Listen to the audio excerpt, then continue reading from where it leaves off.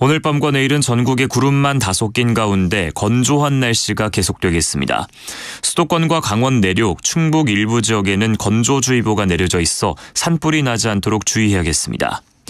내일 아침 기온은 서울이 5도 등 전국이 영하 2도에서 영상 8도로 오늘보다 1도에서 3도 정도 높겠습니다. 다만 내륙 지역은 0도 안팎까지 내려가며 서리가 내리는 곳도 있을 것으로 보여 농작물 관리에 유의해야겠습니다. KBS 1라디오 저녁 종합 뉴스를 마칩니다. 아나운서 남현종이었습니다.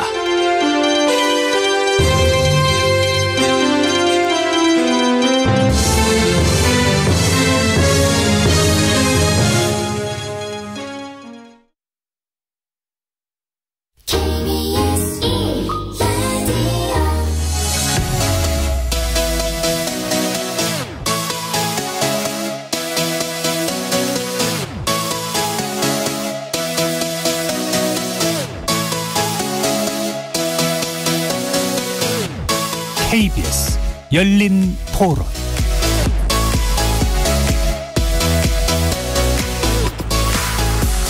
안녕하십니까. KBS 열린 토론 정준희입니다.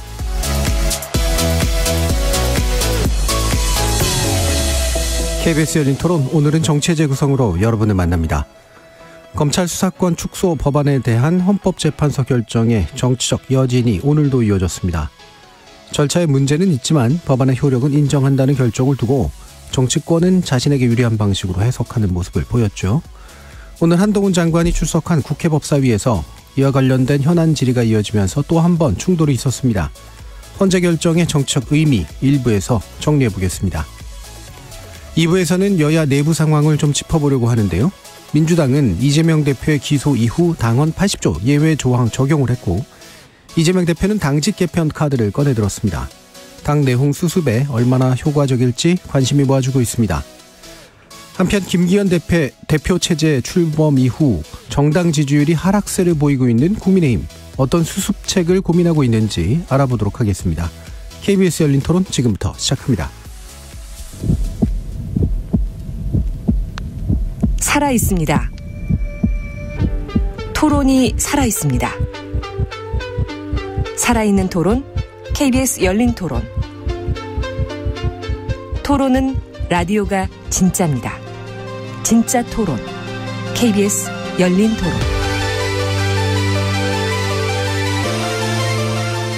정치를 보는 색다른 시선, 정치의 재구성, 함께해 주실 네 분의 논객 소개해드립니다. 이기인 국민의힘 경기도의회 의원 나오셨습니다. 안녕하십니까, 이기인입니다.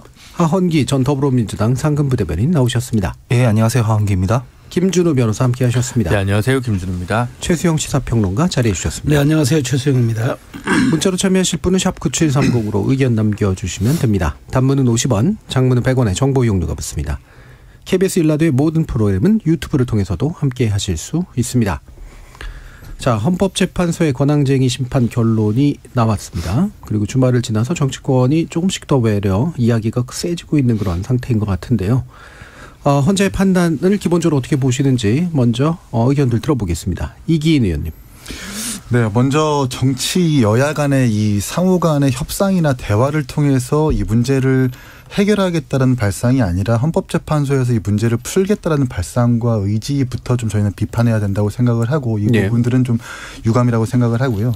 제가 법조인이나 전문가는 아니겠지만 과거 사례를 좀 찾아봤을 때 이번 헌재 결정은 그냥 헌재가 헌재했다라고 평가를 하고 싶은 것이, 과거의 사례를 보면은 위헌 요소가 있는 과정을 수반한 입법 과정에 있어서 헌재의 답변은 늘 똑같았습니다. 96년도에 노동법 관련된 날치기 문제 때도 그랬고, 2009년에 이제 종편이 만들어진 계기인 미디어법 관련해서도 그 대리투표 논란 때도 그랬었고요.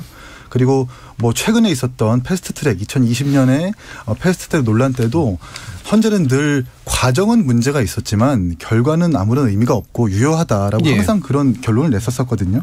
전 개인적으로 이제 진보 성향의 재판관들이 많았기 때문에 이런 좀 관습에 의한 판결이 아니라 좀 더 좀 진일보된 판결이 나오지 않을까라고 좀 기대를 했었었는데 이런 부분들은 좀 아쉬운 부분인 것 같고, 결과적으로 이 좀 동물국회 뭐 탈당을 시켜가지고 짜맞춘다거나 하는 이런 위헌적 과정을 헌재가 지금 계속해서 용인해 주는 꼴이 아닌가. 네. 평가를 내리고 싶고 그런 의미에서 국회가 어떤 이런 정치적 협상력에 한계가 부딪혀가지고 누군가에 물어볼 때 헌재가 이제는 이런 좀 결론을 한 번쯤은 내줘야 된다라고 생각을 합니다. 예. 두 가지 문제를 짚으셨네요. 기본적으로 국회 정치가 해결하지 못하는 것을 헌재한테 자꾸 해결을 맡긴다. 근데 헌재는 정치가 해결 못했으니 바꿀 수 없다라고 얘기한다. 자, 예, 뭐 정치의 문제를 사법에 자꾸 넘기는 것은 저도 비판적으로 생각하고요. 예. 10분 공감을 합니다. 저는 헌재 판결 자체는 존중을 하고요. 뭐 헌재가 헌재했다라고 표현할 수도 있겠지만 제 개인적으로는 깔끔했다고 생각을 합니다. 예. 법 자체가 위헌이냐 아니냐는 따로 이제 따져야 되겠지만 그 법을 통과시키는 과정이 뭐 적법했느냐 이것도 뭐 따져야 되는 문제잖아요. 근데 네. 저는 헌재 판결이 각각 뭐 제가 봤을 때는 합리적으로 판결을 했다고 생각을 하고요. 먼저 저는 국민의힘이 자기 편에 서 있지 않는 판결이 나왔을 때 재판관 성향부터 지적하는 그 버릇을 이제 좀 고쳐야 될 때가 아닌가 싶습니다. 예. 예를 들면 몇 달 전에 이준석 대표가 왜 비대위 효력정지 가처분 신청했을 때 1차에서는 인용이 나오니까 그때도 무슨 판사가 어디 뭐 연구회 소속 아니냐 사상이 의심스럽다 이렇게 성향 문제를 지적하다가 딱 한 달 뒤에 자기들끼리 이제 그 뭐 당원을 바꾼 다음에 이제 2차 가처분 신청은 기각이 되니까 이제 갑자기 사법부 판결을 축켜 세웠단 말이죠. 네. 근데 판사는 똑같은 판사였습니다. 네. 이런 식으로 법을 대하는 거는 좀 부적절하다고 생각을 하고요. 다만 저는 이런 부분이 있습니다. 그 헌재 판결을 보면은 검찰 수사권 조정 관련해서는 이미 한 4차례 과거에 판단을 해줬다고 해요. 네. 이미 그거는 국회가 결정할 문제지 뭐 헌재에서 가져와서 뭐 위헌이냐 아니냐 이렇게 판단할 문제가 아니다라고 하는 것이고 다만 그 과정에서 뭐 위장탈당 비슷해서 민주당이 벌였던 행위에 대해서는 제가 봐도 국회법이랑 헌법을 위반했던 소지가 있다고 저도 생각을 했는데 네. 헌재에서 이제 실제로 결론을 내려줬기 때문에 이 문제에 대해서는 민주당도 좀 당명의 민주라는 두 글자가 들어가 있는데 앞으로는 그러지 않겠다는 어떤 사과나 반성이나 이런 거를 좀 보여주는 게 국민에 대한 도리가 아닌가라고 생각합니다. 예. 물론 헌재하고 이제 일반 판사의 판결하고 또 다르긴 하지만 어쨌든 사법적 판결에 대해서 또는 결정에 대해서 자꾸 성향 분석하는 식으로 대하는 거 이 부분 문제가 좀 있는 것 같다라고 또 생각해 주셨네요. 자, 최수영 평론가. 네, 저는 뭐 많은 분들이 지적하셨지만 이번에 그 5대4 또 그러니까 결국 이제 5대4에서 이제 문제가 갈린 건데. 네. 그 어쨌든 과정은 뭐 문제가 있었지만 이제 그 결과적으로 우리가 본회의를 통과했기 때문에 그 거기 문제 삼을 수 없다 뭐 이런 얘기인데 저는 이 지점에서 한번 좀 고민해야 될 게 그러면은 앞으로 이제 이런 유사한 판결들이 계속 어쨌든 나오게 되지 않겠습니까? 네. 헌재로 간다 그러면은 진영 간 어쨌든 이게 뭐 누가 제안을 했든 이게 정치적인 사안이라 그러면은 어떤 진영으로부터 자유로울 수 없다 그러면 이 판결 또한 그럴 텐데 그래서 우리가 여기서는 정말 주목해 봐야 될 지점 하나가 저는 그러면은 사법부와 입법부 가운데 어떤 것이 더 권능적인가 한번 봐야 되죠. 네. 그러니까 사법부는 사실은 최종적인 헌법에 대한 가치 판단해 주는 거죠. 하지만 입법부는 국민이 주권을 위임한 선출 권력이란 말이죠. 네. 그럼 민주주의 국가에서는 대의민주주의 국가에서는 선출 권력의 힘이 더 크단 말이에요. 네. 사실은 어찌 되면 그게 직접 권력일 수 있기 때문에 그렇다면은 이번에도 사법 권력이 그랬죠. 이게 국회의 기능을 형해화할 정도는 아니었기 때문에 네. 우리 사법 권력이 입법 권력을 존중할 수밖에 없다는 취지의 그렇죠. 저는 판결이라고 봤다면은. 네. 그럼 이건 조금 저는 한번 개선돼 볼 여지가 있지 않은가. 그러면 네. 앞으로 언제까지 우리가 이런 민감한 사회적으로도 그렇고 정치적으로도 그렇고 민감한 쟁점이 올라갔을 때 이렇게 한 명 차이로 의견이 갈리는데 그 자체가 하나는 절차는 완전히 뭐 잘못됐다는 건 인정이 되고 또 그렇지만 우리가 사법부가 입법권을 훼손할 수는 없다고 또 얘기하고 네.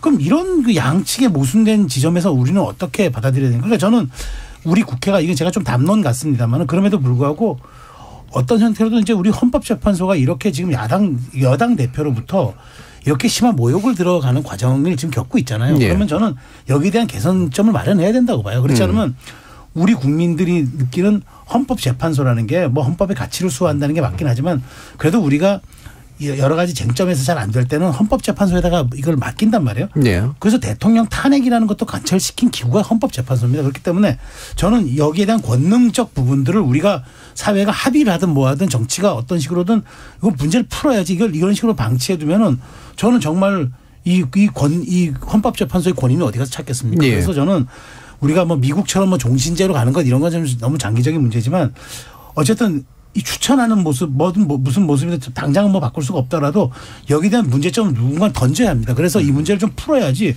이걸 불편한 진실은 그대로 두고 판결에만 우리가 해석 여부를 놔둔다는 거는 네. 저는 대한민국의 미래를 위해서라도 이 부분은 진짜 우리가 한번 불편한 진실이지만 고민을 해야 될 시점이 왔다고 생각합니다. 예. 그럼 방금 말씀하신 것 속에 제가 약간 좀 더 명쾌하게 얘기해 주시면 좋을 게 입법부의 권능이 이제 더 어쨌든 이 법을 형성하는 권력이니까 그럼 스스로 알아서 문제를 해결해야 되는데 왜 자꾸 이렇게 넘기냐라고 말씀을 그렇죠. 네. 이해할 수도 있고 또 한 가지 헌법재판소의 결정을 두고 자꾸 정치로 갈리는 그런 이야기들이 나온다는 얘기는 그 권위를 제대로 좀 인정받기 위한 어떤 다른 제도적 방책이 그렇죠. 필요하다 이것도 있는 거고요. 저는 다 마찬가지예요. 그러니까 아까 그 얘기, 그러니까 사법의 정치의 사법화를 지적하셨으니까 저는 네. 그 부분은 정치가 반성해야 되는데 이건 저희들이 평론하는 입장에서는 정말 그러면 안 된다는 식의 얘기밖에 할 수 없는 거지만 네. 헌법재판소가 이런 식으로 말하자면은 국민들로부터 다시 평가를 받거나 혹은 다시 위치에 대한 위상에 대한 재고를 느낄 수 있다 그러면은 이거는 불행한 일이기 때문에 네. 이 부분에 대한 거는 정치권이든 제도권이든 안에서 이 문제에 대한 문제 제기를 누군가 해야 합니다. 불씨를 던져놔야 여기에 대한 문제가 풀릴 것인데 이거는 정파적 문제를 풀어서는 절대 안 되는 거죠. 왜냐하면 네. 최후 보루를 우리가 이런 식으로 방치해둬서는 저는 안 된다고 봅니다. 예. 김준우 변호사님. 갑자기 너무 추상적인 담론으로 최수영 평론가님이 가져가셔서 하늘 위로 간 얘기를 어떻게 수습할지가 좀 고민이 되는데 이게 사실은 이제 고전적인 논쟁이죠. 근데 이제 영국처럼 아예 헌법재판소가 없고 국회가 지지고 볶고 싸워서 알아서 해라라고 얘기를 해놓으면 그걸로 정리될 수 있는 방법이 하나죠.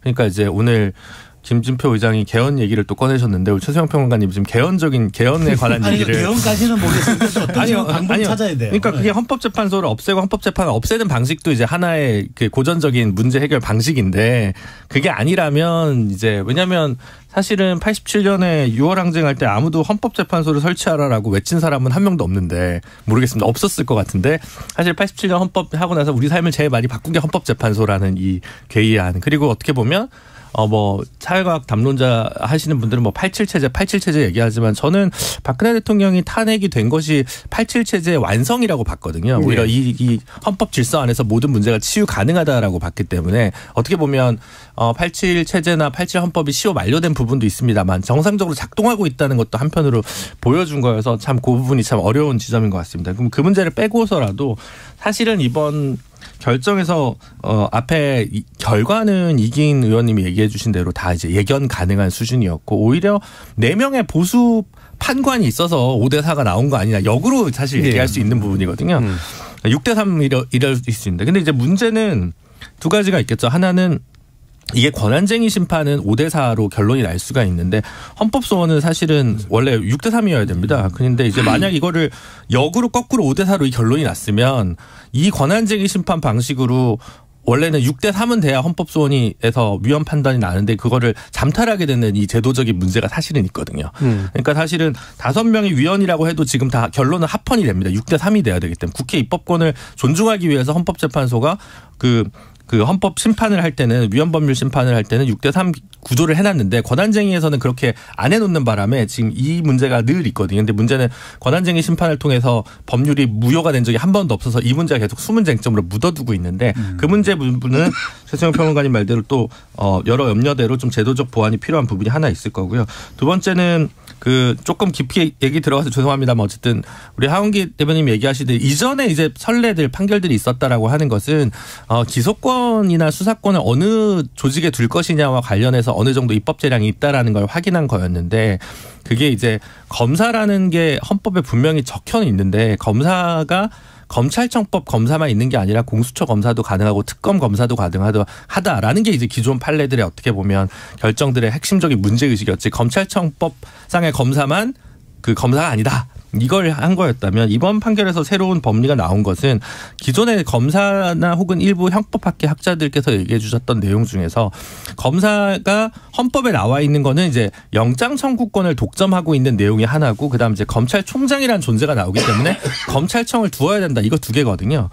근데 이제 검사라는 걸 직업을 뒀다는 거는 그 규문주의 탄핵주의 이렇게 얘기합니다만 법원에서 한꺼번에 기소도 하고 판결도 하던 옛날 방식을 벗어나서 판사와 검사가 분리된다는 것, 즉 기소가 검사가 한다는 것만 있는 것이고 네. 수사를 영장 청구권으로부터 도출될 수 있냐, 도출될 수 있다라고 얘기하시는 분들과 없다라고 얘기하는데 그 부분은 첫 판례예요.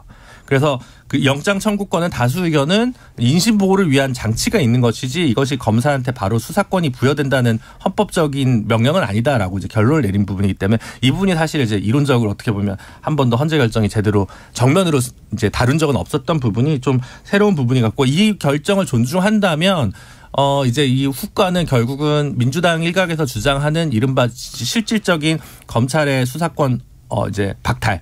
의 법안도 헌법적으로 가능하다라도 이제 치달을 수 있다는 거죠. 실제로 민주당이 이제 그 법안을 과연 추진할지 말지는 모르겠습니다만 이론적으로는 이제 가능해진 부분이 있다라는 정도를 짚을 수 있을 것 같습니다. 예. 그래서 뭐 이 부분 헌법재판소의 제도적 존재 의미에 대해서 더 깊이 들어가서 얘기할 필요는 없을 것 같고 방금 말씀처럼 현재 이제 중요한 이제 법리적인 의미가 나오는 것이 검사가 모든 것들을 독점하는 것이 아니라 이거를 쪼개가지고 분리하는 것이 그런 입법 형성이 가능하다라고 하는 것으로 이제 받아들여지기 때문에 민주당 측에서는 이제 그래서 기존에 했었던 수사기소 완전 분리라고 하는 그런 식의 원칙들을 좀 더 제도화하겠다라는 쪽으로 나가고 있고요.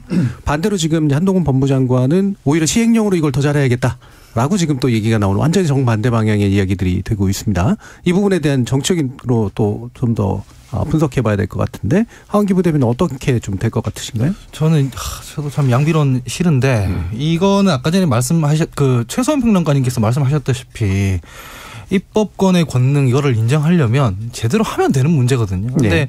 보통 국회에서 법을 자기 논에 물대는 식으로 만들어 놓고 이게 위헌적 소지가 있게 만들어 놓으니까 또 헌법재판소에 넘겨서 이거를 판단받고 이렇게 되는 거거든요. 그래서 지금 이 헌법재판소에 따라 말해 보면 한동훈 장관 같은 경우에는 시행령 다시 되돌려야 된다고 저는 생각을 합니다. 왜냐하면은 어쨌든 간에 그 민주당에서 추진한 이 검경수사권 이 법 자체에 문제가 있다고 생각할 수는 있죠. 그러면 그 법을 개정할 때도 적법하게 개정을 해서 해야 되는 문제지 이걸 시행령으로 모법을 초월하게 이렇게 진행하는 게 이게 과연 적절한가. 네. 실제로 그러면 위법이 된다. 이런 문제 제기들이 그래서 나오는 거라고 생각하거든요. 게다가 법무부 장관이잖아요. 이게 그냥 저 같은 사람이야 뭐 헌법재판소의 판단에 뭐 공감을 안 한다라든가 이렇게 뭐 반기를 드는 식의 얘기를 할 수 있지만 법무부 장관이 그런 태도를 보이는 건 저는 별로 바람직하지 않다고 봅니다. 예. 법무부 장관은 정무직 국무위원인데 그럼 이걸 정무적으로 좀 해소하려고 노력을 해야 되는 문제지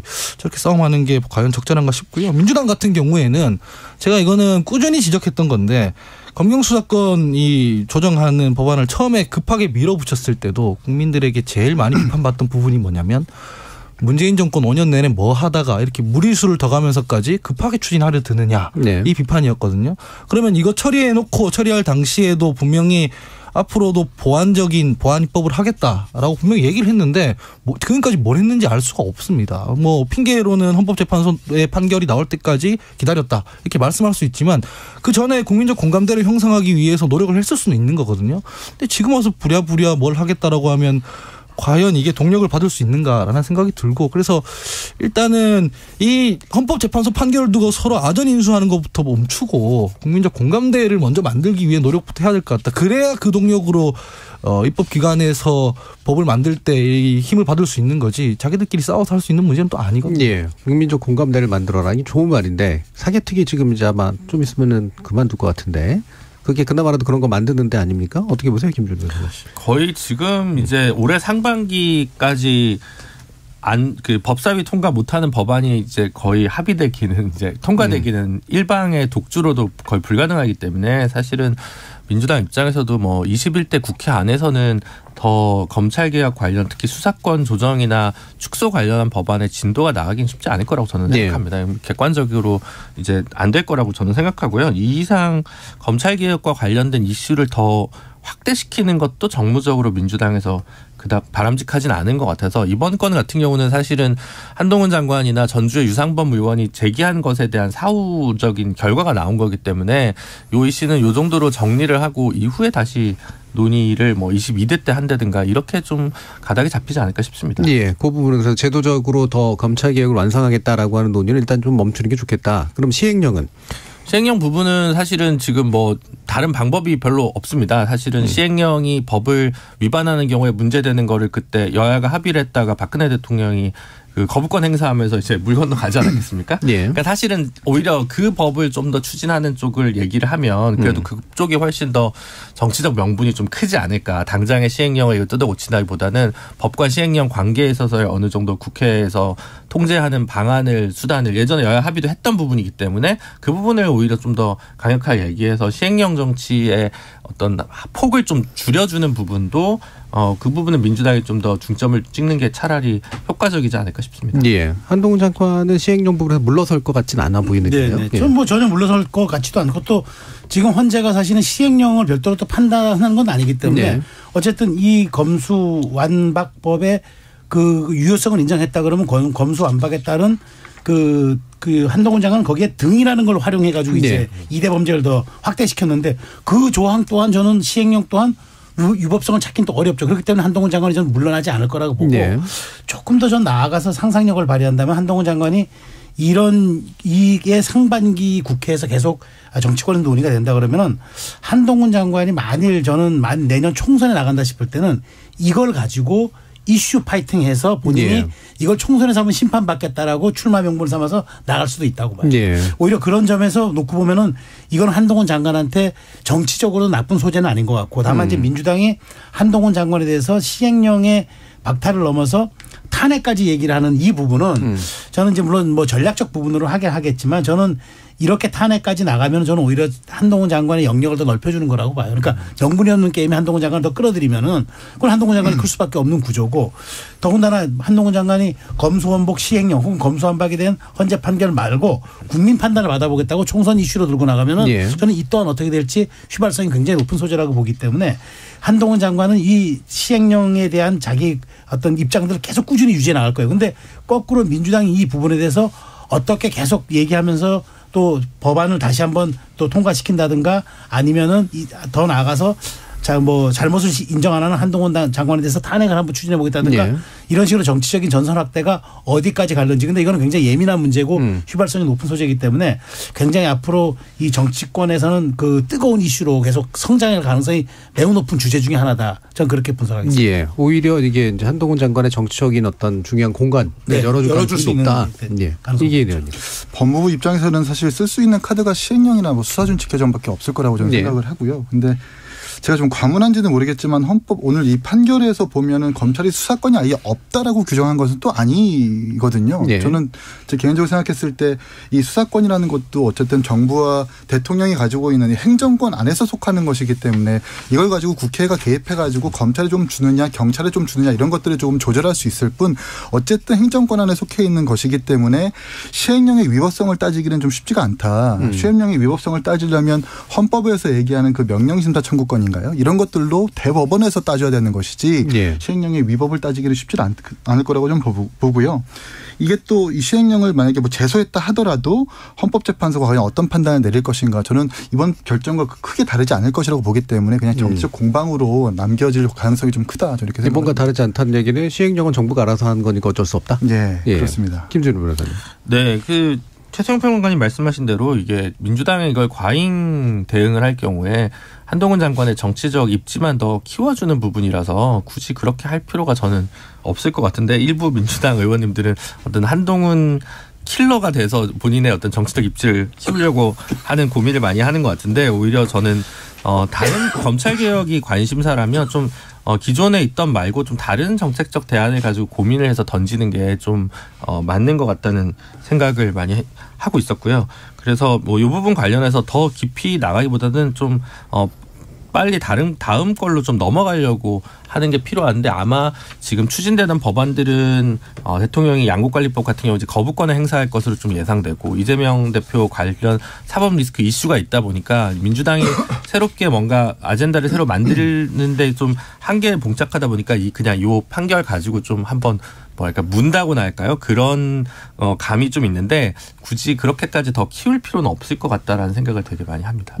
지금 이제 나타나는 모습들을 보면 어떤 면에서 사건 분립되고 있는 건데 각자의 권력을 최대한 쓰는 쪽으로 자꾸 이렇게 뭐랄까요? 촉진되는 듯한 느낌이 드는데, 그러니까 결국 내 권력은 내가 알아서 쓰겠다. 그래서 이 법 간에 또는 이제 층위 간의 이 상관성이 사실 사라지는 듯한 측면들. 그래서 한동훈 장관이 이제 그래서 이제 국회에서 지금 충돌을 하고 있는 이제 그런 상태인데, 오늘 뭐 법사위 모습 보셨는지 모르겠지만 어떤 판단하시는지 하원기 부대님 말씀 주실까요? 그러니까 좀 저는 이런 문제가 있는 것 같아요. 내 권력을 내가 쓰는 건 좋은데 좀 잘 써야 된다고 생각을 합니다. 예. 이를테면은 민주당도 한동훈 장관 탄핵이라는 게 상당히 무겁거든요. 이 발언하면은 신문 1면에 나왔던 건데 이젠 하도 탄핵거리니까 너무 가벼워진 경향이 있고요. 예. 두 번째는 본인들도 헌법재판소에, 그러니까 우리도 정확히 말하면 민주당도 헌법재판소에 의해서 잘못됐다고 지금 지적을 받은 상황이지 않습니까? 그런데 헌법재판소 판결을 레버리지로 걸어가지고 한동훈 장관 물러나라고 할 거면 우리도 잘못했다고 얘기는 해야 된다고 저는 생각을 해요. 그래야지 그게 뭐 칼집이 날카롭게 들어가는 거지. 우리는 그게 뭐 다 전략적 결단이었고 뭐 상대는 다 뭐 위헌이고 뭐 이런 식으로 나오면은 어떤 국민적 설득이 될까라는 이제 의문이 있는 것이고요. 그래서 저는 한동훈 장관이 너무 오만하게 구는 부분이 있다고 생각을 해요. 그 대통령부터 한동훈 장관까지 해서 전부 다 법치주의를 그렇게 부르짖는데 정면으로 지금 사법부에 대한 존중, 이를테면 헌법재판소에 대한 존중 이런 모습을 보여주는 게 아니라 뭐 일단은 공감 안 된다 이런 말부터 지르고 보는 게 과연 이게 상권분립의 원칙에 충분히 합당한 어떤 태도를 보이고 있느냐 하면 아니라고 생각하거든요. 네. 그래서 실제로 이렇게 뭐 헌법재판소의 판결도 무시하는 듯한 태도를 보인다거나 아니면은 뭐 상권분립의 원칙에도 위배되는 듯한 모습을 보인다거나 이게 되게 오만한 거라서 결국에는 전 총선에서 이걸 들고 나간다고 해도 국민의 심판을 받을 거다라고 전망을 합니다만 네. 다만 이런 거에 대해서 또다시 얘기 드리는데 한동훈 장관의 문제점에 대해서 그 민주당이 논리적으로 잘 지적을 해서 국민적 공감대가 만들어져야 이게 되는 것이 탄핵도 마찬가지입니다. 헌법재판소에서 탄핵했지만 그건 형식이자 절차였을 뿐이에요. 그전에 주권자가 박근혜 대통령이 내려와야 된다는 공감대가 있었기 때문에 작동한 거지 않습니까? 네. 그냥 뭘 하면은 일단 제도적으로 재판에 넘겨서 탄핵한다 이렇게 되는 건 그냥 정치가 너무 소멸하고 있다라는 생각이 듭니다. 예. 이기은 의원님. 저는 일단 아까 뭐 우리 변호사님께서 말씀해 주셨지만 위헌법률 심판이라든지 헌법소원은 6명 이상의 찬성이 있어야만 인용이 되는 것이고 권한쟁의 심판은 5명 이상. 5대 4라는 숫자에 좀 주목을 해야 되는 것이 이게 좀 뭔가 법리의 이론을 따랐다기보다는 정파적인 이해관계나 어떤 정세의 추이를 감안하면서 헌법재판소가 이렇게 결론을 내렸다고 생각을 하고 원래 헌법재판소가 여야가 좀 이런 걸 인정했으면 좋겠어요. 원래 헌법재판소가 보수와 진보를 총망라한 재판관들을 모아놓고 그 토론을 통해서 최종의 결론을 내리는 곳인데 이걸 가지고 어떤 소속이다 민변이다 출신하면서 이런 것들을 제기하면서 이런 것들을 부정하는 순간 오물을 뿌리는 순간 사회적 어떤 혼란만 가중될 것이다라고 생각을 하고 있고 오늘 법사위 전체의 모습들을 보니까 생각보다는 이 야당에서 탄핵이나 어떤 사퇴에 대한 이야기들을 강하게 하지는 않더라고요. 네. 생각보다 좀 부적절했다. 당신의 어떤 이런 입장 표명이나 이런 것들이 아무래도 뭐 우리 평론가께서 말씀하셨지만 자꾸 야당에서 이렇게 강하게 반발을 하면 한동훈 장관을 띄워주는 것이라고 정무적으로 판단했기 때문에 그럴 것이라고 생각을 하고 둘 다 좀 자중했으면 좋겠는 게 민주당한테는 당명이 민주당인 것처럼 민주적인 절차를 훼손했으니까 굉장히 뼈아프게 받아들여야 할 것이고 한동훈 장관 같은 경우는 법조인이지만 이것을 각하했거든요. 예. 이걸 누가 먼저 반성하고 자성하느냐에 따라서 사실 이기는 게임이라고 생각을 하는데 둘 다 지금 그렇지 않은 모습들을 보이니까 좀 답답한 국면이 있습니다. 예, 이기는 게임이라고 보셨는데 그렇게 하면 이길 것 같으신가요? 글쎄요, 뭐 사실은 이게 그렇게 하면은 우리는 평론하는 입장에서 이긴다고 얘기하지만 실제 지지층이나 이런 쪽에서는 어떻게 받아들일지 모르겠으나 근데 길게 보면 이기는 게 맞을 겁니다. 그런데 저는 어쨌든 지금 민주당이 사실 지금 뭐 중대범죄수사청이라든가 뭐 또 법안을 또 더 강화하겠다 이런 얘기들을 자꾸 하는 게 저는 옛날 과거로도 교훈을 못 얻는 것 같아요. 이렇게 힘이 있고 잘 나갈 때 그렇게 그때 우리 한국 사회를 두동강 냈던 또 공수처 있잖아요. 네. 지금 이제 공수처가 지금 뭐 합니까? 저는 사실 지금 공수처 얘기만 나오면 민주당 의원들 얼굴 붉어져야 되는 거 아닌가 모르겠어요. 그렇게 하려고 했던 공수처가 지금 뭘 하고 있는지. 그래서 제대로 어떤 평가를 받고 있는지. 그래서 그것이 정말 검찰을 견제하고 사법개혁의 축으로 작용하고 있는지. 네. 그러니까 지금 얘기하는 것들이 또 그렇다면은 검찰의 힘을 완전히 빼가지고 그러면 사법 권력을 견제하고 균형 잡게 할 것인지 저는 다 아니라고 봐요. 그러니까 집단 최면에 말려 있는 것 같아요. 오히려 저는 지금 민주당이 이길 수 있는 방안들은 빨리 이 사법적인 트랙에서 빠져나오는 게 저는 맞다고 봐요. 그래. 왜냐하면 지금 그 이재명 대표를 겨누고 있는 검찰의 칼끝이라든가 여러 가지 정치권을 겨냥하고 있는 사정 칼날이라든가 그렇다 하더라도 그래서 자꾸 지금 이렇게 얘기하면은 그 어떤 반사 조건으로 검찰에게 향하는 보복 심리라고밖에는 저는 이해가 안 되는 부분들이 많아요. 그래서 지금 제도권에서 해야 할 일은 헌법재판소가 판결이 됐다 그러면 참 정말 뻔한 이야기지만 정말 이게 중요한 정답일 수 있습니다. 반성하고 반성하고 잘못할 건 잘못하고 보완해서 하겠다라고 얘기하는 게 그게 지금 이긴 의원 말씀하신 대로 그렇게 나가는 쪽이 이길 수 있다. 장기적으로 보면은 총선이 1년밖에 남지 않았습니다. 긴 시간 아닙니다. 전 그래서 그렇게 가야지. 국민의힘도 총선 전략 때문에 아마 김기현 원내대표가 굉장히 세게 얘기하는 것 같은데 그게 총선 전략으로 저는 유효한 건지는 모르겠습니다. 그래서 지금으로서는 빨리 이 사법 국면에서 누군가가 좀 현명한 페이드아웃 출구 전략을 만드는 쪽이 저는 총선 국면에서 유리할 수 있겠다라고 말씀드리겠습니다. 최소영 평론가께서 이제 이기인 의원님이 이기는 방법을 얘기하시는 거에 대해서 상당히 동의를 해주셨습니다. 네, 김준우 변호사님. 저는 사실은 거꾸로인데 최소영 평론가님이랑 그래서 무슨 얘기냐면 저는 그래서 공수처 인원을 증원해야 될 것 같거든요. 그 부분은 네, 절대 인력이 좀 부족한 부분이 있기 때문에 제대로 작동 안 되는 것도 있고 생각보다 워낙 고소장이 많이 들어보니까 그거 선별하는데 너무 많은 영향을 쓰는 것 같아요. 그리고 워낙 그 부패 가능성 때문에 단기로 임용 기간을 좀 제한을 해놨는데 그것 때문에 또 안정성이 떨어진다고 많이 나가는 것도 있어서 공수처를 좀 더 제대로 기능하기 위해서 조금 더 예산이나 인력을 배치하는 문제와 관련해서 오히려 민주당이 더 신경 써야 되지 않나. 어쨌든 공수처의 3파는 이제 민주당인데 그럼 민주당이 그 부분에 조금 더 신경을 쓰는 게 낫지 않을까라는 생각을 개인적으로는 좀 하고요. 그래서 검경 수사권 조정 추가로 한다거나 중수청 얘기하는 거는 이제 국가수사본부도 겨우 자리 잡으려고 하고 있는 마당인데 아직은 조금 서리다라는 생각을 저는 개인적으로 하거든요. 그러니까 장기적으로 수사 기소 분리를 더 확대하고 수사권을 축소하는 거는 저는 뭐 바람직하다고 생각합니다만 그 부분과 관련해서 경찰의 역량 증진이나 이런 부분에서 아직 좀 부족한 부분들이 있습니다. 그래서 그거는 아직은 좀 우리 사회가 지금 당장 시급하게 다뤄야 할 뭐 검찰 개혁 내지는 뭐 수사기관 전반적인 개혁 부분에 있어서 지금 시점에서의 제 1번 우선순위는 아니라고 생각을 저는 하거든요. 그걸 하기 위해서는 좀 더 많은 시간이라는 요소가 좀 필요하기 때문에 그 부분 좀 신중해야 된다고 생각합니다. 저는 이게 민주당이 법안을 개정할 때 좀 진지했으면 좋겠어요. 이를테면은 특정 기관을 저도 검찰 개혁해야 된다고 생각해요. 문제가 많은 기관이라 생각하는데 그냥 악마화해서 뭐 수사권을 다 뺏어야 된다 이런 식으로 진행을 하는 게 아니라 이를테면 책임을 지우는 방향으로 가야 된다고 생각을 합니다. 뭐 잘못된 기소를 해서 대법원까지 무죄 판결이 나오면은 그 검찰 인사나 그 검사 인사들이 책임지게 한다던가 아니면 기소해야 되는 건인데도 기소를 안 했으면은 그 문제를 해소할 수 있는 제도를 고민해 본다던가 방금 김준우 변호사님 얘기한 것처럼 공수처든 어디든 검찰이 정치 권력에 너무 붙는다거나 아니면은 잘못된 권한 남용을 하지 않도록 견제하는 데 힘을 쓴다든가 이렇게 얘기를 해야 되는 거지. 국민들한테 뭐 검찰은 나쁜 기관이니까 수사권 박탈해야 됩니다. 이렇게 얘기하면은 공감대를 만들 수가 없지 않습니까? 그냥 정파적 이해관계에 따라 한다고밖에 생각을 안 하기 때문에 지금 이 문제에 대해서 이미 헌재 판결은 이렇게 났지만 저는 국민적으로는 이미 심판을 한번 받았다고 생각을 해요. 이게 지난해에 이걸 추진했다가 지지율이 어떻게 됐고 그 직후에 있었던 지방선거에서 어떤 결과를 맞았는지를 고려해보면 되는 문제거든요. 그래서 이 문제는 이 국민적 평가도 같이 고려해서 좀 진지하게 임했으면 좋겠다. 이걸 감정적으로 할 일은 아니다. 이렇게 생각을 합니다. 지금 또 두 가지 사과 내지 입장 표명 요구가 나오고 있는데요. 하나는 이제 민주당이 사과해라라고 하는 쪽과 특히나 이제 민영배 의원 복당권하고 연관해서 이게 꼼수탈당을 했던 부분에 대한 지적이 있었으니까 사과해야 되는 거 아니냐. 다른 한편에서는 지금 한동훈 장관 자꾸 이렇게 싸우는데 윤 대통령 입장 표명해서 헌재 결정 존중한다고 해야 되는 거 아니냐 이렇게 또 얘기가 나오고 있는데요. 어떻게 정책으로 풀어야 될까요? 최소영 평론가.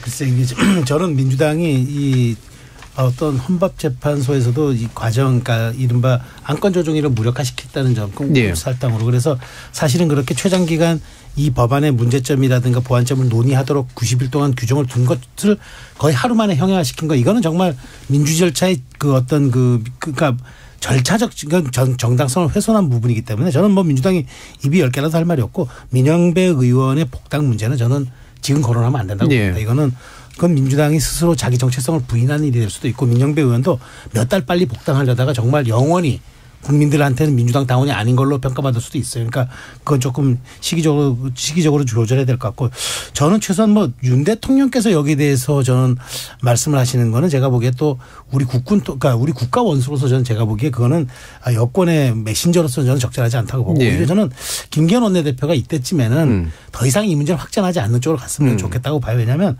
제가 아까 헌법재판소가 어떤 식으로 좀 개선해야 되고 우리가 국민들이 신뢰할 수 있는 어느 쪽으로든 좀 가야 된다고 말씀은 드린 바는 있지만 그것이 당장 되지 않을 거라면은 우리가 먹던 우물에 침을 뱉던 것처럼 이렇게 할 것은 아니라고 봐요. 그래서 저는 특히나 여당이 대표고 집권 여당이 대표이기 때문에 이 문제를 저는 정치적 정략적으로 끌고 가고자 하는 마음은 저는 충분히 이해합니다. 어떤 그 국민의힘 여당 대표로서는 전략적인 측면이.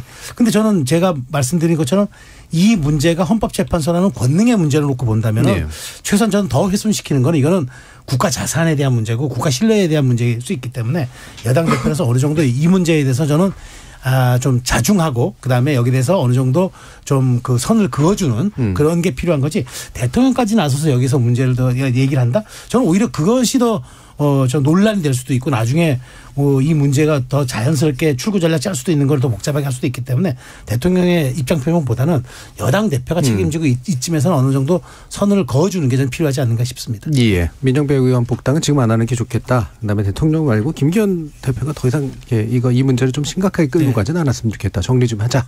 자, 이기인 의원님.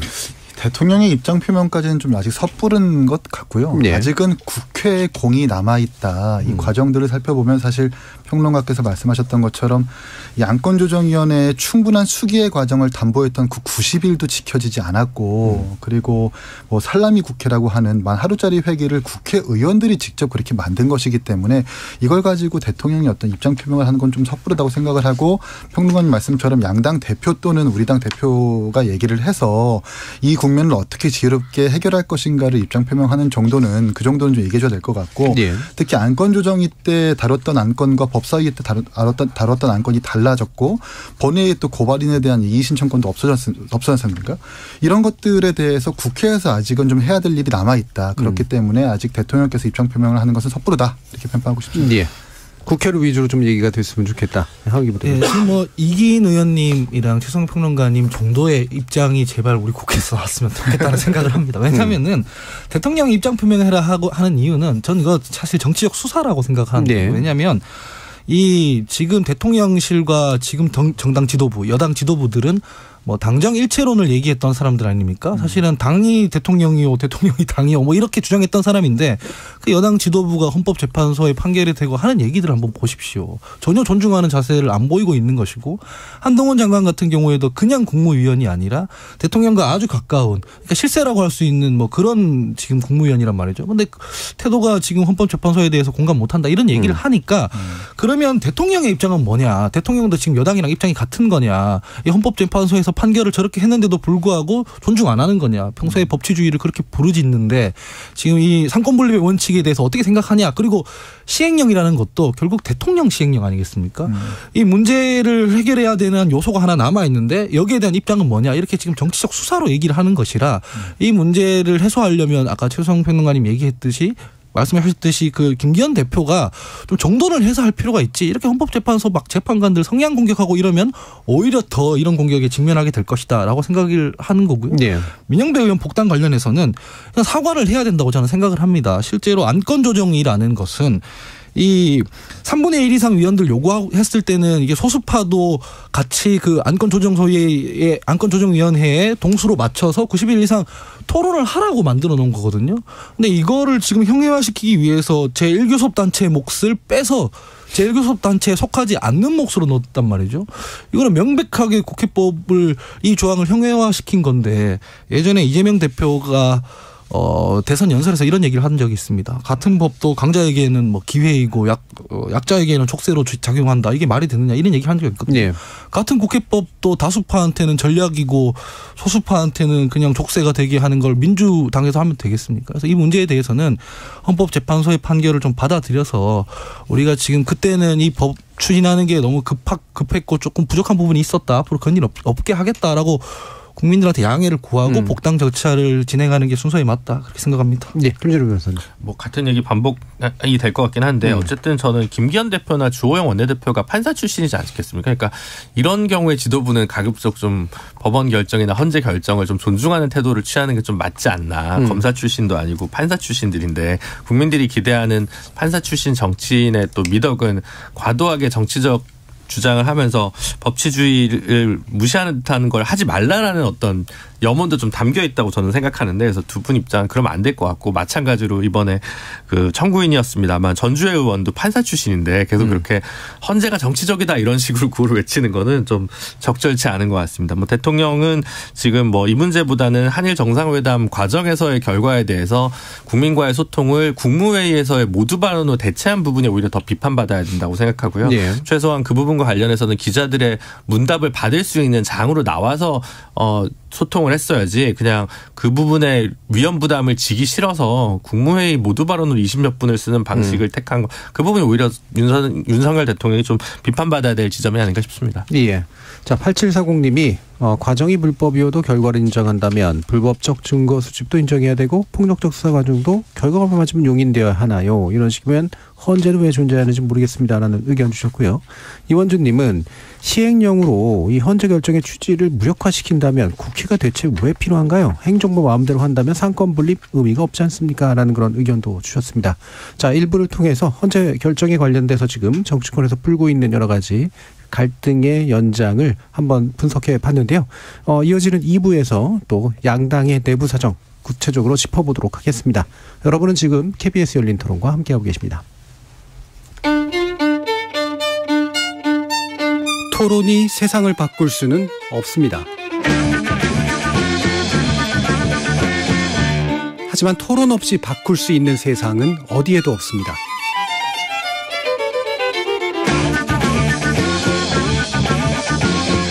세상의 선한 변화를 갈망하는 당신.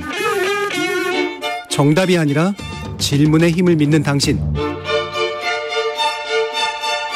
우리 KBS 열린 토론에서 만납시다.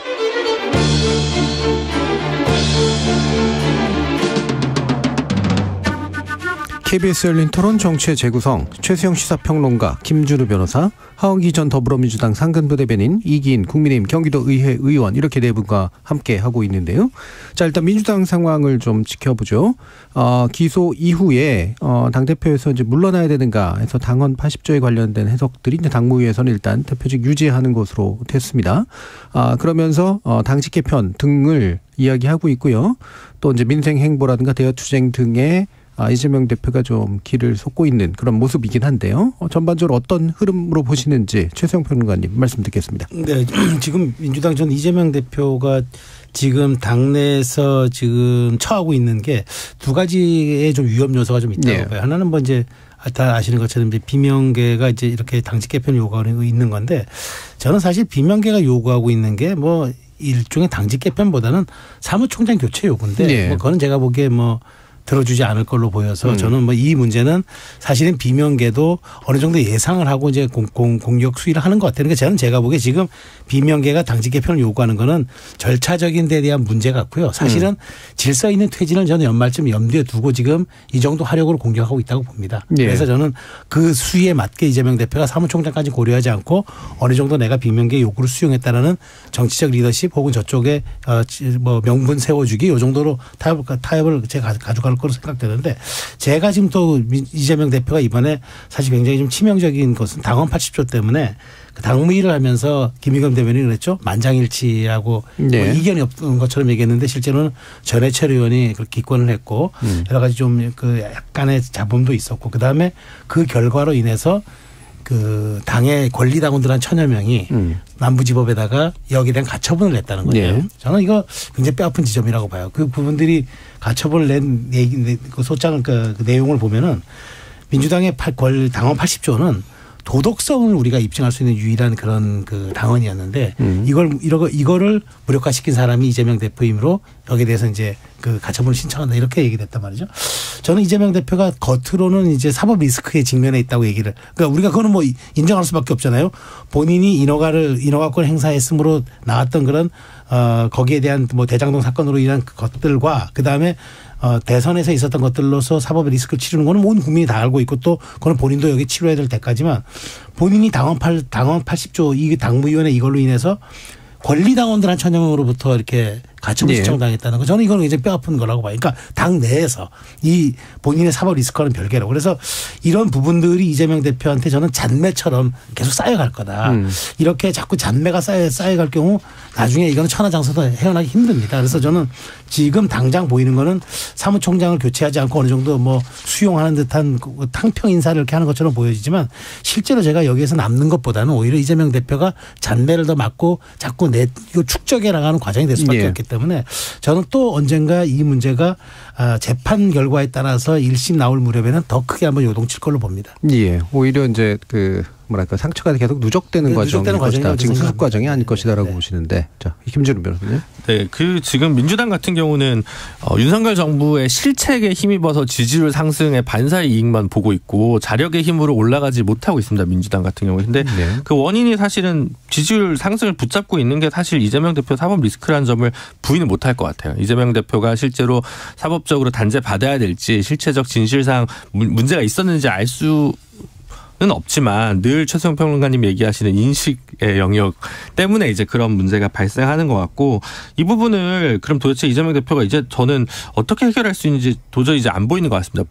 대표가 되고 시간이 반년이 넘었는데 그거를 잠재울 만한 다른 역량을 보여주지 못한 것 같고 이미 심판대에 올라간 것 같습니다. 근데 다만 비명계 입장에서도 굳이 모난돌이 되어서 정맞고 싶지 않은 생각 때문에 일단 지금 당장 퇴진하라라고 얘기하는 거치 표명에 대해서는 이야기하지 않기로 민주당의 길이나 뭐 더미래나 다 그렇게 이제 정리를 해서 80조가 저는 예상외로 큰 잡음 없이 이렇게 예외 규정 적용이 된 것 같습니다. 그러니까 더 이상 잡음을 내지 말자. 그리고 추후에 좀 질서 있게 움직이자라는 정도로 당내 어떤 합의가 구축된 게 아닌가 이렇게 좀 보여지고요. 그래서 지금보다 그 이후의 방식이 어떻게 될 건가 혹은 그 사이 어떤 반전의 계기를 이재명 대표가 좀 만들어낼 수 있을까? 뭐 그거 저는 후자에 대해서는 회의적이지만 그런 시각으로 좀 이번 80조 규정 적용 사태를 좀 볼 것 같습니다. 예상보다 저는 훨씬 더 분란이 안 된 것 같거든요. 오히려 체포동의안에서의 그 이탈표 덕분에 뭐 예방 주사를 좀 세게 맞았다고나 할까요? 그렇게 되면서 오히려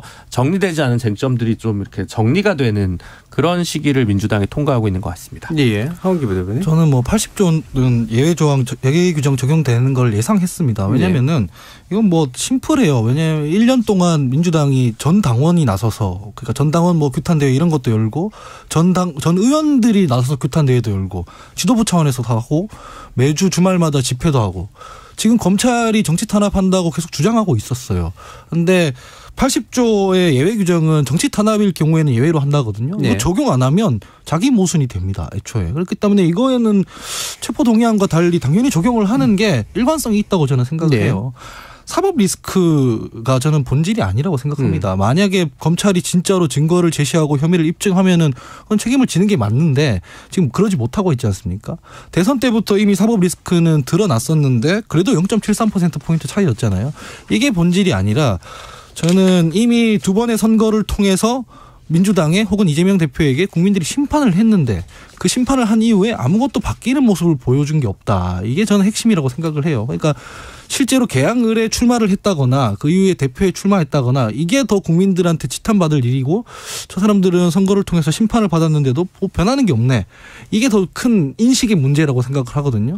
이재명 대표가 사실상 민주적 절차로 정당하게 지금 선출된 거기 때문에 여기에 대해서 뭐 내려와라 마라 이렇게 할 수 있는 문제가 아닙니다. 사법 리스크 관련해서도 입증된 게 없는데 이걸 가지고 뭐라고 왈가왈부하기에 되게 좀 애매한 부분이 있고요. 네. 이거를 뭐 인적 쇄신 이걸로 돌파한다는 것도 사실은 여의도의 얘기일 뿐입니다. 왜냐하면 정책위의장이 누군지 사무총장이 누군지 대변인이 누군지 국민들은 몰라요. 국민들이 궁금한 건 왜 이재명 대표는 대선 때 심판을 받았는데도 불구하고 또 전면에 있느냐 이거거든요. 근데 그 옆에 있는 사람들 쇄신한다고 그게 쇄신인 거 저 보이겠습니까? 그래서 대표의 행보가 되게 전 중요하다고 생각해요. 당력을 사법 리스크 해소하는 데 쓰는 것 이런 부분에 대해서 저는 지지율이 낮아진다고 생각하거든요. 그래서 지금까지 했던 방식으로 이게 돌파가 안 된다면 전면적으로 당의 기조 자체를 좀 바꿀 필요가 있다. 국민들의 지금 원하는 방식, 국민들이 요구하는 것을 좀 위주로 할 필요가 있다. 국민들이 지금 대표 지켜라 이걸 요구하는 게 아니지 않습니까? 예. 계속 이 방송에서 거듭거듭 반복해서 드리는 말씀이지만 사법 리스크에 대한 대응은 분리해서 대표가 대응을 하고 이 정책에 대한 대응, 대여 투쟁에 대한 대응, 야당 본연의 목표에 좀 충실했으면 좋겠다라고 예. 생각합니다. 사실 근데 이 부분이 아까 이제 김준우 변호사님이 약간 수습 관점에서 얘기해 준 이유는 국민들한테 직접 호소하는 방식이 아니라 국민들의 눈에 비치는 당내 혼란을 수습해서 조금이라도 좀 이렇게 덜 하려고 하는 걸 테고 이른바 이제 비명계들도 이제 그런 식으로 호응하는 모습을 보이는 거 아니겠습니까? 그런 효과가 있을 거라고 생각하세요? 이를테면 지금도 보면은 정책위의장 바꾸고 대변인 바꾸고 뭐 이 사무 지명적 최고위원 바꾸고 사실 엄청나게 바꾼 거예요. 예. 엄청나게 바꿨지만 이게 사실 잘 설명하면은 얼마든지 쇄신이라고 할 수 있어요. 다 비명계로 바꿨거든요. 근데 사무총장이라는 공천권을 행사하는데 되게 큰 영향을 미치는 거 이거 하나 안 바꾸면 다 의미 없는 것처럼 얘기를 하고 있는 거잖아요. 비명계들, 일부 비명계들이. 제가 물어보고 싶은 건 그런 거예요. 그러면은 당 대표까지 포함해서 다 비명계로 바꾸면 민주당이 지지받냐? 저는 아니라고 생각을 해요. 왜냐하면 정권 교체는 이재명 정부가 교체된 게 아니라 문재인 정부가 교체된 거거든요. 네. 그 사람들도 반성한 적이 없어요. 그렇기 때문에 지금 사무총장 바꿔라, 당 인적 쇄신해라 이런 것들이 어떻게 비춰질 거냐면 당내 밥그릇 싸움으로 비춰진다는 거예요. 네. 이재명 대표가 리더십을 발휘해서 의원들 만나면서 이 조율하고 사실은 그 의견을 수렴해서 당의 기조를 정하는 건 되게 중요한 얘기가 맞지만 어차피 공천에 관련한 거에서 자기들 보장 안 해주면 또 시끄럽게 얘기가 나올 거란 얘기예요. 그래서 사실 이 문제에 대해서 소위 정치권에서는 지지율이 깡패라고 하지 않겠습니까? 국민적 지지를 받으면 비명계고 누구고 이렇게 함부로 못 흔듭니다. 그런데 국민적인 지금 회의적인 시선이 있기 때문에 계속 이런 문제가 불거지는 것이거든요. 이 문제에 대한 본질을 먼저 이재명 대표도 혹은 지도부도 조금 고려했으면 좋겠다라고 봅니다. 예. 자, 남의 당 사정이긴 하지만 이기인 의원님 의견 있으시면 주시죠. 저는 당직 개편이 사법 리스크의 돌파구가 절대 될 수가 없는 것이 뭐 이 사람 저기에 꽂고 저 사람 여기에 꽂고 하는 것들을 우리 하원기 부장님 말씀하신 것처럼 관심이 없어요, 국민들은. 일단 첫 번째로 그런 면에서 돌파가 될 수 없다고 얘기하고 싶고 지난 주말간에 사법 리스크를 더욱더 증폭시킬 만한 뉴스들이 더 많이 나왔습니다. 과거에 검사 사칭 뭐 이런 사주에 관련된 녹취록이 나왔다라는 보도까지 이어졌고 또 심지어 김문기 씨와의 관계에 있어서 좀 더 구체적인 증거들이 나왔죠. 사진을 제가 공개한 것이기도 하거든요. 비근한 예를 들어서 김문기 씨와의 관계 같은 경우는 제가 증인입니다. 이재명 시장이 있었을 때 김문기 처장이 개발사업처장으로 일을 했을 때 그것을 감사할 수 있는 상임위원이 저였기 때문에 김문기 처장님이 살아계실 때 저한테 직접 와서 이 부분들은 이재명 씨한테 직접 보고했습니다라고 저한테 말한 것이 똑똑히 기억이 나요. 그리고 뭐 영상이나 사진 속에서 이재명 이 대표는 눈을 마주친 적도 없다고 얘기했지만 그 방향을 향해 가지고 웃으면서 얘기하는 이런 사진까지 나오는 마당에 조금만 확인해 보면 거짓말이라는 것을 확인할 수 있는 이런 부분들을 계속해서 이재명 당대표가 뭐 처음엔 골프 친 것을 조작했다, 골프 쳤는데 김문기인 줄 몰랐다라고 자신이 계속해서 거짓말을 거듭하면서 사법 리스크를 계속해서 키우고 있는 마당에 당직 몇 명 개편한다고 해서 이 사법 리스크가 과연 돌파가 될까? 저는 이런 부분들을 좀 지적하고 싶습니다. 예. 그 순간을 아주 잘 서로의 홍보를 위해서 잘 쓰셨습니다. 그런 그에 관련이 있었는지 잘 몰랐네요. 예. 성남시 시의원이셨으니까. 그렇죠. 예. 그렇죠. 지난주에 그 얘기를 듣긴 했습니다만 이런 증거까지도 이런 식으로 냈었다라고 하는 그런 말씀까지 주셨네요. 자, 이번에 국민의힘 얘기 좀 시간이 많이 남진 않아서 바로 들어갈 텐데요. 정당 지지율이 하락세 보이는 건 뭐 컨벤션 효과가 사라지고 있는 것으로 일반적으로 좀 이해할 수 있겠습니다만 그런 일반적인 이해 이외에 좀 더 지적해 볼 부분이 있다고 보시는지 최세영 평론가님. 네. 그 사실 저는 그 지지율이 그렇게 올라가지 못할 걸 예상을 했어요. 왜냐하면 이 여당이 시끄러우면 지지율이 올라갑니다. 근데 여당이 시끄럽지 않은 지지율이 낮아져요. 근데 여당은 사실 시끄러우면 일이 안 돼요. 참 이 모순된 딜레마가 있는 정당이 이제 여당인데 그러다 보니까 여당이 잠잠하고 여당이 원보이스 나가면은 관심으로부터 멀어져요. 근데 사실은 그게 일을 잘 하는 경우가 있어요. 실제 성과를 낼 수도 있고. 그런데 국민들 높이 보기에는 정당이라는 곳이 본디 좀 뭔가 에너지가 있고 역동적이어야 하는데 전혀 그렇지 않단 말이죠. 그러다 보니까 미디어에서조차 약간 외면이 돼요. 그러다 보면 이게 이제 지지율과 연동되는데 저는 그런 일반론에도 불구하고 지금의 지지율은 조금 신호가 안 좋다는 얘기고 왜냐하면 20대의 지지율이 지금 사상 최악이에요. 국민의힘이 이준석 대표 이래 윤석열 대통령 선출했고 또 당선시켰고 지방선거 갔고 그 이후에 지금 1년이 안 된 10개월 사이에 지금 최저로 지금 떨어진 상황입니다. 민주당보다도 20대 지지율은 반토막이에요. 그렇다면 저는 곧 20대가 모든 선거에 캐스팅 보트를 쥐는 건 아니지만 60대 이상은 국민의힘, 그다음에 40, 50대는 민주당이라고 이제 거의 돼 있고, 그다음에 가정주 여성 주부층과 그다음에 20대가 굉장히 지금 사실 여권 입장에서 놓고 보면 캐스팅 보트고 자영업자까지 포함하면 이 세 부류인데 이 중에서 가장 핵심적인 우군인 그러니까 20의 특히나 30 초까지 흔들리고 있다는 건 굉장히 안 좋은 신호거든요. 그럼 여기에 대해서 이제 김경원 원내대표가 뭐 대학생 1,000원 학식 쫓아가고 그다음에 뭐 간담회하고 이렇게 돌아온다, 저는 그렇게 돌아온다 생각하지 않아요. 그러니까 그러면 그러면 이제 우리 천하용인 중에 한 분이 여기 계시긴 하지만 저는 좀 본질적인 좀 대책을 마련해야 된다고 보고요.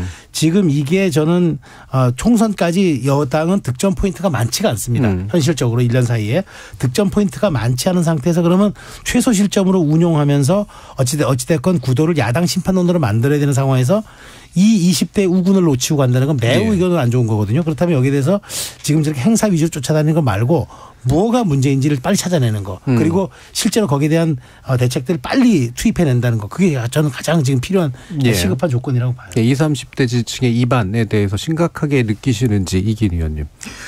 일단 연포탕은 언제 끓을지 기약이 없고요. 그다음에 이제 일하는 사람들을 위한 노동제 개편안에 대해서 듣겠다고 치맥하자고 하는데 난 4시에 부르는 모습이라든지 이런 것들은 정말 제가 너무 부끄러워가지고 이 지지율이 오를 수 있는 기제가 없다. 이 친윤 1세계 당적 배치들까지도 좀 포함해 보면은 지지율이 오를 수 있는 사실 계기가 좀 안 보인다고 좀 평가를 하고 싶고, 뭐 천하용인 말씀하셨지만 저는 뭐 천하용인을 뭐 중용해야 지지율이 반등한다라는 뭐 류의 취지의 언론 보도도 있는 것으로 알고 있는데, 저는 거기서 좀 부정적인 것이 사진만 찍고 사람만 갖다 놓는다고 지지율이 오를 리가 만무하거든요. 그래서 다양한 생각이 존중될 수 있는 토대가 좀 만들어지고 뭐 그걸 국민들이 느낄 때 지지율은 오를 수 있다고 좀 보고요. 이준석 김종인 체제에서 느꼈었던 경험적인 체감, 그러니까 어떤 대변인이라든지 공식적인 어떤 자리를 공정하게 선발한다라는 믿음이라든지 다양한 목소리를 함께 존중할 수 있다라는 그 믿음이 국민들에게 전달될 때 우리 당의 지지율은 오를 수 있을 거라고 보는데, 지금은 그런 기제나 계기가 하나도 안 보인다, 이렇게 생각을 합니다. 우리 이준석 김종인 체제가 오늘 힌트가 있는데 그 부분하고 굉장히 다르다. 네, 그런 부분들은 꼭 복귀해야 된다고 봅니다.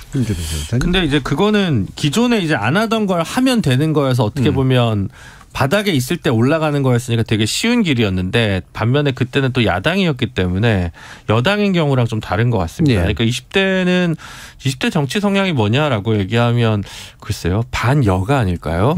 1번이냐 2번이냐가 아니라 조금 더 이 체제에 대해서 불만을 갖고 미래에 대해서 불안해하고 라는 거에 있어서 1차적인 책임은 그 2년 3년마다 세대가 달라지는 세대니까, 사실은 집권 세력이 누구냐, 지금 그 문재인 정부도 옛날 얘기고 벌써 1년 돼갔으면 뭔가 보여줘야 되는 거 아니냐라고 해서 반여의 기운이 더 높아질 수도 있다고 저는 생각합니다. 그래서 하기 나름이긴 한데, 할 수 있는 것들이 하려고 하는 것들이 실제로 근데 호응되는 정책이 별로 없었던 거죠. 지금 최근에 지지율 하락은 아무래도 이제 69시간 일하는 문제, 근로시간 문제 하나와 한일 정상회담, 이 두 개가 제일 큰 이슈지만, 다른 한편으로 보면 김기현 대표가 당청 간의 관계, 당과 대통령실과의 관계를 중심으로 선거운동 캠페인을 했지, 내가 여당의 대표로서 뭘 정책을 추진하겠다라고 얘기, 솔직히 저는 기억이 나지 않습니다.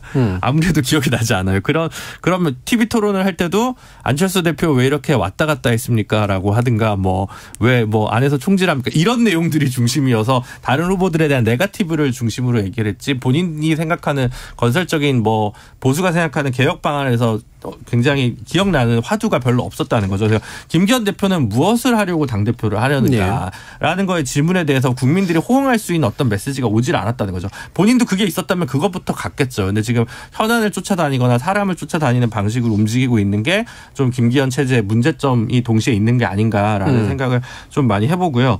글쎄 이제 그 다음에 이제 이 30대 표를 이제 다시 좀 회복하기 위해서는 굉장히 각골난망의 어떤 많은 뼈를 깎는 혁신이 필요할 텐데, 그 부분 관련해서 일단은 공천 룰이나 이런 거 가지고 몇 개 하는 거는 이른바 여의도 청년 중심의 그 이해관계여서 그거를 좀 초국하는 다른 방식이 필요할 것 같은데 그게 갑자기 애 셋을 낳으면 군을 면제시켜준다든가 이런 설익은 안으로 튀어나오니까 더 화를 부르는 것 같습니다. 아직 준비가 덜 됐으면 소통하는 모습이나 좀 젊은 전문가 집단 예를 들어 뭐 각 분야에서 뭐 박사과정을 하고 있는 친구들이라든지 뭐 기자분들이라든지 좀 젊은 층들을 쭉 만나서 꼭 일상성이나 평범성을 가장하려 하지 말고 차라리 그 세대의 전문가가 되려고 하거나 전문가가 된 이들을 계속 만나서 좀 얘기를 쭉 듣고 성숙한 안을 뒤늦게라도 내는 방식을 좀 고려하는 게 필요하지 않을까. 보수층에서는 그런 생각이 많이 들었습니다. 그 나이까지 예산 낳기 참 어려울 텐데. 게다가 그때까지 군대 연기하는 것도 상당히 어렵지 않을까 싶은. 그 당 지지율은 국민들이 이제 평가하는 거지 않습니까? 당원들이 아니라.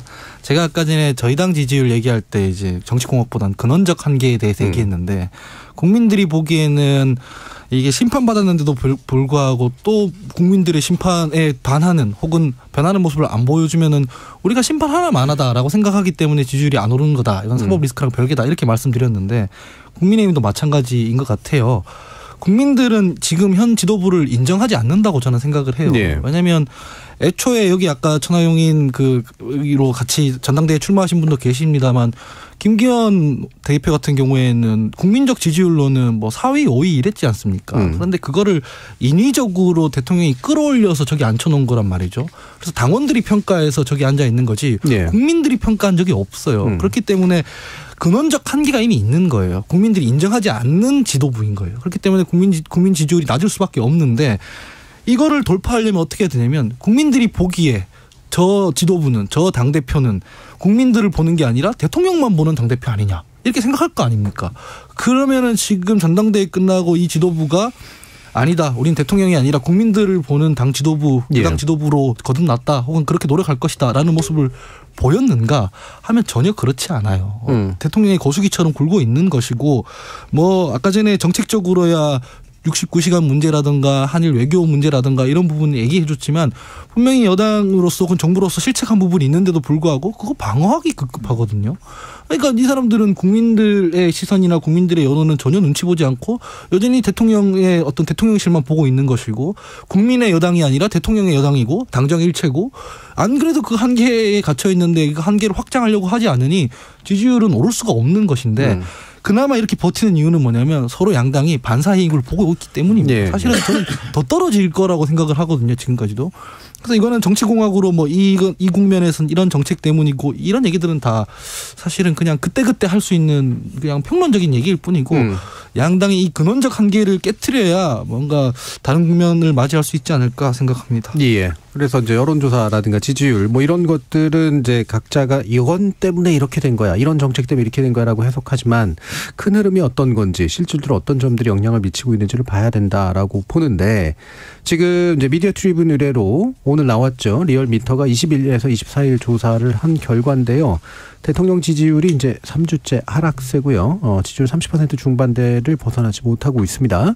이 부분 뭐 아무래도 이제 최근 있었던 일들의 영향이 있긴 하겠죠. 최세영 평론가님 좀 분석해 주실까요? 네, 뭐 여기에는 아까 얘기한 정책도 있었겠지만 저는 가장 큰 흐름은 한일 정상회담이었을 겁니다. 그런데 제가 좀 안타깝게 생각하는 거는 원래 이 순방을 다녀오면 말이죠. 한 그 5%에서 6% 정도 오릅니다. 왜냐하면 그것이 기저 효과가 세 가지가 있는데 첫 번째가 이제 주목 효과라고 그러죠. 대통령이 순방을 나가면 모든 미디어에 대해서 모든 미디어를 실시간 생중계하기 때문에 주목 효과를 다 누리고 두 번째가 지도자 효과. 그러니까 요건 약간 그 국기 아래 효과라고 그 플래그 어라운드 이펙이라는 이제 그 우리가 국기 아래서 있다 보면은 이제 우리 지도자밖에 안 보이기 때문에 상대 국가 이제 협상을 하니까 그럼 국민들이 거기에 모든 묵시적 동의를 해줌으로써 거의 혼연일체가 되는 그런 효과가 있단 말이에요.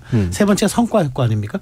들어올 때 빈손으로 들어오는 경우가 없잖아요. 그러면 이제 이렇게 세 가지가 묶여버리면은 갔다 오면 5, 6% 이상 오르는 게 상례예요. 그러다 다시 또 조정기에 접어듭니다. 그런데 이렇게 놓고 보니까 지난주 금요일 갤럽에서는 1%포인트 올랐고요. 지금 미디어 트리뷴 같은 경우는 하락세란 말이에요. 그럼 이건 전혀 효과가 반영이 안 됐다는 얘기인데 제가 더 뼈 아픈 지점은 상대 진영. 이른바 반대 야권 진영을 하나로 결집시키게 해줘버렸어요. 예. 저는 이게 더 뼈 아프다고 또 예. 봐요. 그러니까 이러다 보니까 우리는 득점 포인트가 이쪽은 득점 포인트가 없는데 저쪽은 결속을 해버렸어요.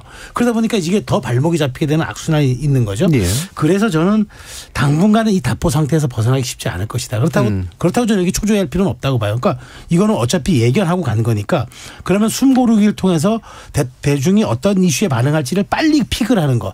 그걸 빨리 대통령실과 정부 여당이 빨리 픽을 해가지고 여기에 대한 대안이나 어떤 그 결과를 내놓는 것. 저는 그걸로 승부를 봐야지 이게 호흡이 급하다고 가쁘다 보면은 제가 보기에 더 실책이 나오니까 이거는 예상했던 바니까 오히려 그런 쪽으로 빨리 그 어떤 것을 선택과 집중을 할 것인지 그걸 빨리 판단하는 게 저는 필요하다고 생각합니다. 예. 방금 언급하신 갤럽 조사가 21일에서 예, 23일 21일. 자체 조사로 실시되는 거죠. 이 부분은 또 미디어 트리뷴으로 했던 리얼미터 조사 제가 말씀드렸던 거 이런 내용 포함해서 중앙선거 여론조사 심의위원회 홈페이지를 자세한 내용 참조해 주시면 되고요.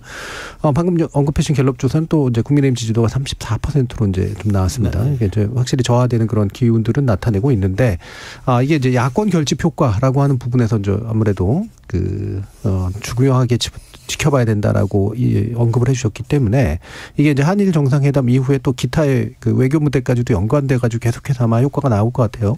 김준우 변호사님 좀 말씀해 주실까요? 그래서 뭐 한미일 관계 속에서 한일 정상회담을 인식해야 된다라는 얘기들을 뭐 최세원 평론가님도 하셨고 많은 보수 논객들이 하셨는데 그러면 이제 그게 더 외통수가 될 수 있다는 생각이 드는 거예요. 한미 정상회담에서 그럼 가시적인 무슨 성과가 있을까? IRA 관련해서 뭔가 확 풀어준다든가 뭐 이런 무역 관련된 성과가 없다면 예. 더더욱 그럼 왜 한 거냐라는 이제 이야기가 나올 수 있기 때문에 그거를 이렇게 얘기하면 좀 그렇습니다만 물론 이제 한미 정상회담도 성과가 있어야 됩니다. 있어야 되지만 그거를 너무 가둬놓지 않기 위해서는 좀 다른 분야에서 여러 성과들이나 실전 포인트를 잃지 않기 위한 고민들이 좀 필요할 것 같습니다. 예.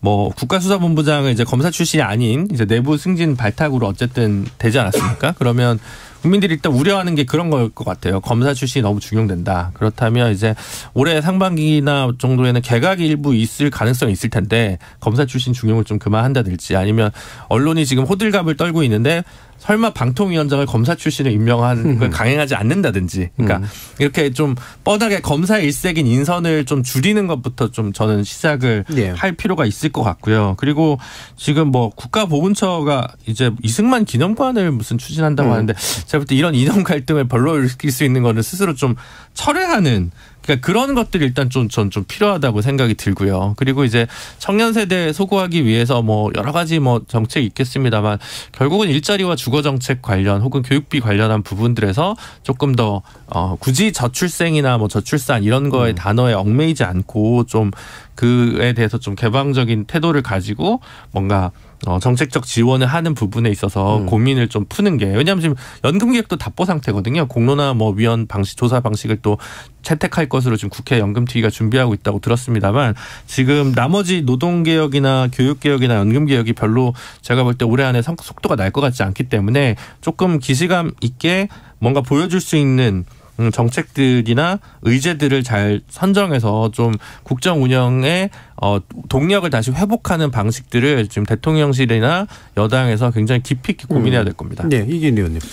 저 오늘 사실 검색하다가 리얼미터 조사에서 오름세라는 말을 박여가지고 반색해서 검색해도 보니까 부정평가가 오름세라는 그래서 뭐 적지 않게 실망을 한 부분이 있고요.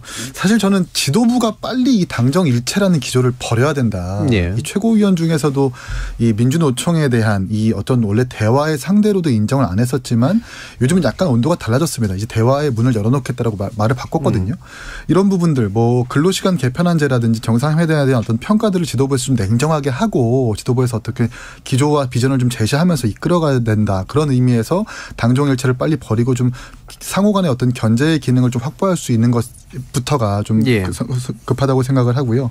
일단 지금 뭐 한일 정상회담에 대한 부분들 때문에 지지율이 어떻게 좀 그렇게 반영이 된 것 같은데 어쨌든 한미 정상회담을 통해서 한일 정상회담에서 부족했던 것들을 여러 성과들로 좀 정부가 좀 보여줘야 이 지지율 반등에 좀 계기를 마련할 수 있지 않을까 싶습니다. 예. 한기 부대표님. 저는 뭐 세상에서 제일 무서운 게 그 작은 성공 혹은 성공의 감옥에 갇히는 거라고 생각을 합니다. 그러면 뭔가 안 좋은 피드백이 와도 경로를 바꾸질 않거든요. 이게 성공의 감옥이란 게 뭐냐면 이 대통령의 결단 이거 통해서 뭐 화물연대 파업할 때 그 국면에서 지지율 상승을 했잖아요. 그 이후에도 계속 이 대통령의 결단, 스트롱 뭐 이런 걸 보여주고 있는 것 같아요.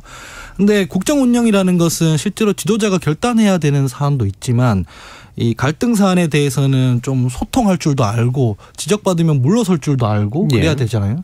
주 69시간 같은 경우에도 보면은 그런 정책을 추진하기 전에 좀 그 이해관계자들이랑 먼저 얘기하는 모습을 보여야 하는데 입법 예고부터 다 해놓고 이게 반발하니까 소통하는 모습 이게 다 쇼로 보인단 말이죠. 이렇게 되면 반면에 그 뭐 외교 문제 같은 경우에도 지도자가 결단해야 되는 사안도 있겠지만 피해 당사자가 있을 때는 먼저 가서 이 의견을 수렴하는 절차를 가지는 모습도 보여야 하는데 이런 것들을 다 성공의 감옥에 갇혀서 이거 뭐 지지율 떨어져도 간다. 뭐 대통령이 결단한다. 이렇게 가고 있기 때문에 안 좋은 피드백이 와도 경로 수정 못하고 작은 성공의 감옥에 지금 갇혀 있는 모습으로 보입니다. 만약에 이 한미 정상회담에서 이게 성과가 있으면 이게 만약에 반전될 수도 있다고 생각해요. 그럼 국민들이 아 이렇기 때문에 일본이랑 그렇게 했구나. 그래서 결단했구나라고 하겠지만 반면에 성과가 없으면 뭐 세 분 말씀해 주신 대로 뭐 이게 더 큰 어떤 그 과거로 돌아올 거다라고 말씀을 드립니다. 알겠습니다. 자, 오늘 열린 토론 정치의 재구성은 이것으로 모두 정리하겠습니다. 오늘 함께해 주신 이기인 의원님, 황길부 대변인, 그리고 김준우 변호사님, 최소영 시사평론가님 모두 수고하셨습니다. 감사합니다. 감사합니다. 지금까지 KBS 열린 토론 정준이었습니다.